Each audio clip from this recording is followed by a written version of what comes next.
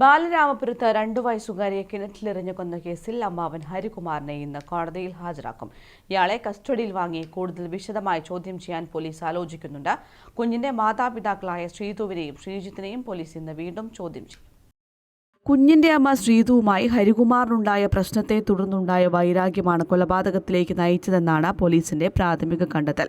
ഇന്നലെയാണ് ഉറങ്ങിക്കിടന്ന കുഞ്ഞിനെ കിണറ്റിലേക്ക് വലിച്ചെറിഞ്ഞു കൊന്നത്. ഇന്നലെ ചോദ്യം ചെയ്യലിന് ശേഷം ശ്രീതുവിനെ പൂജപ്പുരയിലെ മഹിളാ മന്ദിരത്തിലേക്ക് മാറ്റിയിരുന്നു. അമ്മയെ കേന്ദ്രീകരിച്ചുള്ള അന്വേഷണം തുടരുമെന്ന് പോലീസ് പറയുന്നു. ഇന്നലെ രാവിലെ 8 മണിയോടെയാണ് ശ്രീതു ശ്രീജിത്ത് ദമ്പതികളുടെ ഇളയ മകൾ 2.5 വയസ്സുകാരി ദേവേന്ദുവിന്റെ മൃതദേഹം കിണറ്റിൽ നിന്ന് കിട്ടിയത്. അച്ഛനും അമ്മയ്ക്കും സഹോദരിക്കുമൊപ്പം രാത്രി ഉറങ്ങാൻ കിടന്ന ദേവേന്ദുവിനെ കാണാനില്ലെന്നായിരുന്നു ആദ്യ വിവരങ്ങൾ. ഫയർഫോഴ്സാണ് കുഞ്ഞിന്റെ മൃതദേഹം കിണറ്റിൽ നിന്ന് പുറത്തെടുത്തത്. തുടക്കം മുതൽ തന്നെ കൊലപാതകമെന്ന സംശയത്തിൽ ഉറച്ചാണ് പോലീസ് നീങ്ങിയത്. പ്രാഥമിക മൊഴികളിൽ പൊരുത്തക്കേടുകൾ നിറഞ്ഞതോടെയാണ് അമ്മയെയും അച്ഛനെയും മുത്തശ്ശി ശ്രീകലയെയും അമ്മയുടെ സഹോദരൻ ഹരികുമാറിനെയും കസ്റ്റഡിയിലെടുത്തത്.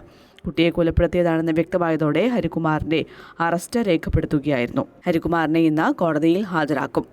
News desk, Kannur vision.